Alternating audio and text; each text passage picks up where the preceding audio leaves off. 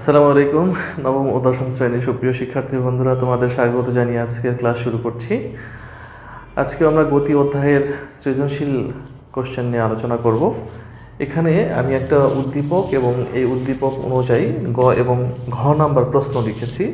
তো এখানে দেখো, উদ্দীপক একটা ছকের মধ্যে দেওয়া আছে কি সময়, আর নিচে দেওয়া আছে কি বেগ।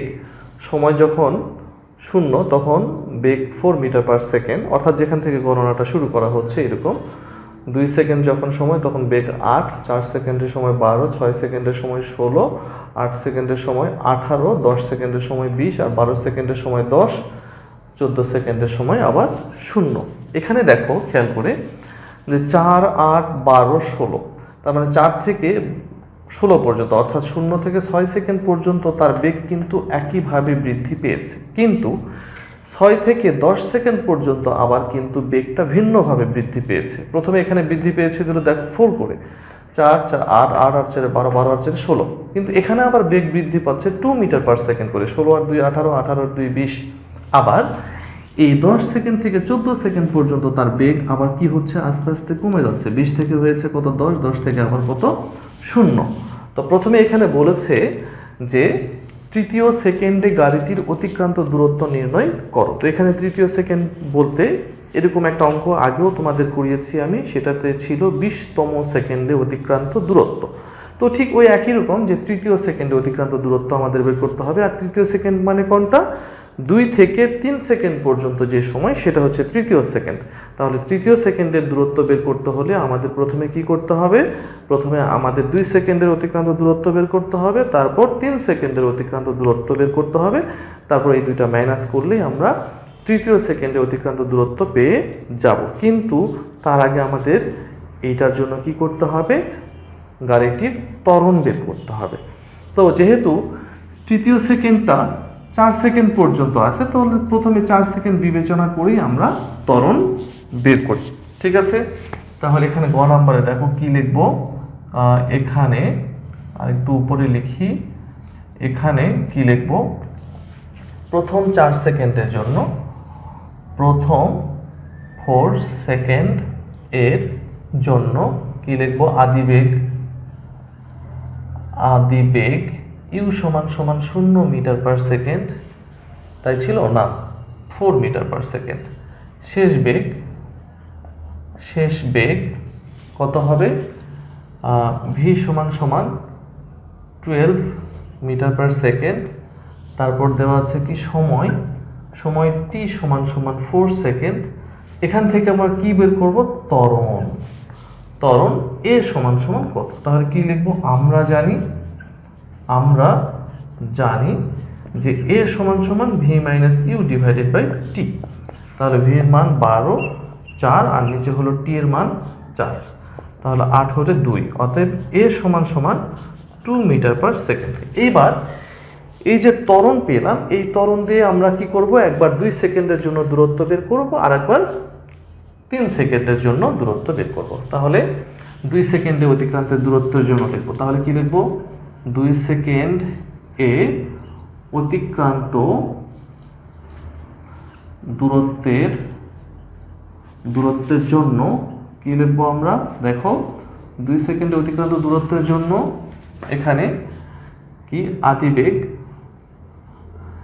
আদিবেগ ইউ সমান সমান যথারীতি 4 মিটার পার সেকেন্ড।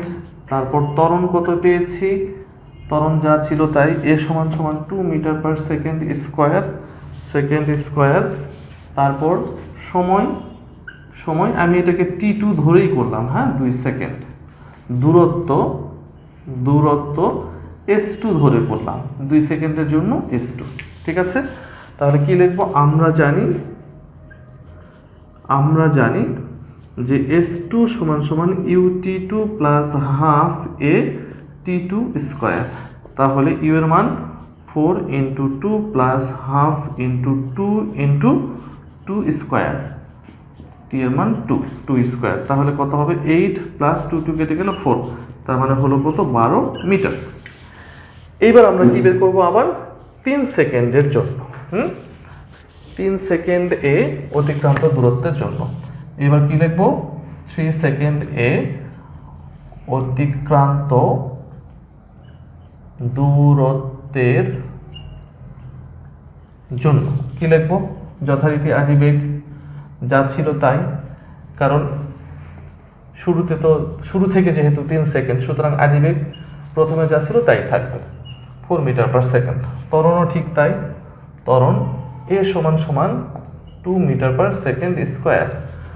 আর সময় যেহেতু 3 সেকেন্ড, এটাকে আমি t3 দিয়ে প্রকাশ করছি।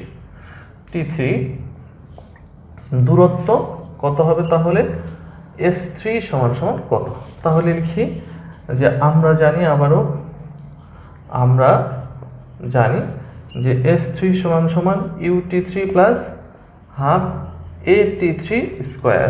তাহলে u এর মান 4 into 3 plus half into 2 into 3 square. তাহলে কত হবে? 12 প্লাস 9 কত হবে? 21 এত মিটার। তাহলে এখানে কি দেখা যাচ্ছে? 2 সেকেন্ডে অতিক্রান্ত দূরত্ব 12 আর 3 সেকেন্ডে অতিক্রান্ত দূরত্ব কত? 21। তাহলে কি লিখবো এবার? অতএব তৃতীয় সেকেন্ডে অতিক্রান্ত দূরত্ব, তৃতীয় সেকেন্ডে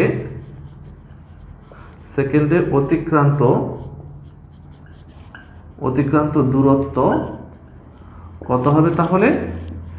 21 মিটার মাইনাস 12 মিটার, তাহলে কত হবে? 9 মিটার। এটাই অ্যান্সার। হ্যাঁ, এই ছিল আমাদের তৃতীয় সেকেন্ডে অতিক্রান্ত দূরত্ব নির্ণয়। এইবার আমরা ঘ নাম্বার প্রশ্নটা সমাধান করব। দেখো, ঘ নাম্বার প্রশ্নে কি বলা আছে? যে গাড়িটির গড় বেগ নির্ণয় করো। তো গড় বেগ সমান সমান আমরা কি জানি? গড় বেগ হচ্ছে মোট দূরত্ব ভাগ মোট সময়। তো মোট সময় তো আমাদের জানাই আছে কত? 14 সেকেন্ড। তাহলে এখন যদি আমরা মোট সময় দূরত্ব বের করতে পারি, তাহলে ওই দূরত্বকে আমরা এই মোট সময় দিয়ে ভাগ দিলে কি পেয়ে যাব? গড় বেগ পেয়ে যাব। তাহলে মোট সময় তো আমাদের জানাই আছে, তাহলে এখন আমাদের বের করতে হবে কি? মোট দূরত্ব। কিন্তু এই দূরত্ব আবার বের করতে গেলে দেখো, আমাকে কিন্তু এখানে 3 ধাপে দূরত্বটা বের করতে হবে। প্রথমে 0 থেকে 6 সেকেন্ড পর্যন্ত, তারপর 6 থেকে 10 সেকেন্ড পর্যন্ত, দেন 10 সেকেন্ড থেকে কত? 14 সেকেন্ড পর্যন্ত 3 ধাপে দূরত্ব বের করব। এই 3টা দূরত্ব যোগ করলে আমরা মোট দূরত্ব পেয়ে যাব, আর ওই মোট দূরত্বকে আমরা মোট সময় দিয়ে ভাগ করলে আমরা গড় বেগ পেয়ে যাব। তো চলো শুরু করি। এখানে প্রথম 6 সেকেন্ড এর জন্য কি লিখব? আদিবেগ u সমান সমান কত লিখব? u1 লিখি। হ্যাঁ, আদিবেগ u1 সমান সমান 4 মিটার পার সেকেন্ড। তারপর শেষ বেগ v1 সমান সমান কত হবে? 6 সেকেন্ডের সময় ছিল 16 মিটার পার সেকেন্ড। তারপর সময় t1 সমান সমান কত হবে? 6 সেকেন্ড। দূরত্ব s1 সমান সমান কত? তাহলে কি লিখবো? আমরা জানি কত? s1 সমান সমান u1 প্লাস v1 ভাগ 2 ইন্টু কত? t1। তাহলে s1 কত হবে? u1 এর মান 4 প্লাস 16 ডিভাইডেড বাই 2 ইন্টু কত? 6। তাহলে 16 আর 4 20 10 60 মিটার। আবার দ্বিতীয় ক্ষেত্রে কি লিখব? 6 থেকে 10 সেকেন্ডের জন্য। আবার কি লিখব? 6 থেকে 10 সেকেন্ড এর জন্য কি লিখব? আদিবেগ u2 সমান সমান কত? 16 মিটার পার সেকেন্ড। তারপর শেষ বেগ v2 সমান সমান কত হবে? 10 সেকেন্ডের সময় 20 ছিল, 20 মিটার পার সেকেন্ড। সময় t2 সমান সমান কত? 6 থেকে 10 সেকেন্ড পর্যন্ত, তার মানে 10 মাইনাস 6 সেকেন্ড দিব। হ্যাঁ, তাহলে কত হবে? 4 সেকেন্ড। আমরা কি বের করব? দূরত্ব। আমি পাশে চলে যাচ্ছি যে দূরত্ব S2 সমান সমান কত হবে সেটা আমাদের বের করতে হবে। তাহলে কি লিখবো আবারও, আমরা জানি, তাহলে S2 সমান সমান U2 V2 divided by 2 into কত T2। তাহলে কত হবে, U2 হচ্ছে কত ছিল, মান বসাই দিই 16 প্লাস 20 ভাগ 2 ইন্টু কত হবে 4, তাহলে 3672, হ্যাঁ, এত মিটার। আবার আমরা বের করব এইবার 10 থেকে 14 সেকেন্ড এর জন্য। আবার 10 থেকে 14 সেকেন্ড এর জন্য আদিবেগ কি দেওয়া আছে, আদিবেগ U3 এবার লিখবো, হ্যাঁ, U3 সমান সমান 20 মিটার পার সেকেন্ড। শেষ বেগ V3 সমান সমান 0 মিটার পার সেকেন্ড। সময়, এবার সময়টা T3 কত হবে, সময়টা হচ্ছে 10 থেকে 14, তার মানে কত লিখবো আমরা, 14 মাইনাস 10 সেকেন্ড, তাহলে কত হবে 4 সেকেন্ড। আর দূরত্ব কত, দূরত্ব S3 সমান সমান কত আমাদের বের করতে হবে, হ্যাঁ। দূরত্ব কি লিখবো, আমরা জানি যে S3 ইজ ইকুয়ালস টু কত, U3 plus V3 divided by 2 into কত T3 লিখবো, হ্যাঁ, T3। তাহলে U3 হচ্ছে কত ছিল, 20 প্লাস 0 ডিভাইডেড বাই 2 ইন্টু কত T3 মানে হচ্ছে 4, তাহলে কত হবে 10, 40 মিটার। তাহলে গড়বেগ এটাকে ভি বার দ্বারা প্রকাশ করা হয়, হ্যাঁ, সমান সমান মোট দূরত্ব ভাগ কি লিখবো, মোট সময়। তাহলে মোট দূরত্ব কত এখানে, S1 plus S2 plus S3, আর মোট সময় কত 14 সেকেন্ড। তাহলে এটা ছিল 60, তারপরে ছিল কত 72, তারপরে পেয়েছি কত 40, আর নিচে হলো কত 14। তাহলে এটা ক্যালকুলেশন করলে কত, 12.29 এত মিটার পার সেকেন্ড। তাহলে গড় বেগ হচ্ছে কত, 12.29 মিটার পার সেকেন্ড, এটাই অ্যান্সার, হ্যাঁ। তাহলে এটাই ছিল আমাদের মোটামুটি ঘ নাম্বারের উত্তর। তো আশা করি তোমরা ঘ নাম্বারটা বুঝতে পেরেছো যে গড় বেগ কীভাবে নির্ণয় করতে হয়। তো